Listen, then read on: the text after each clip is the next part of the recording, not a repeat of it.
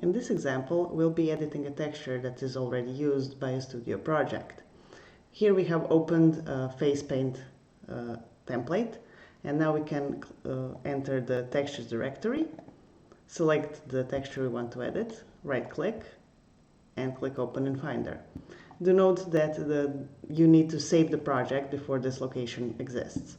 Once we have found the texture we want to edit, we can just open it with the editing software of our choice. I will just do something simple here. For example, open it like so. Let's scroll down a bit. And I think I'm just going to add a little star. And let's make it yellow. Somewhere around the chin.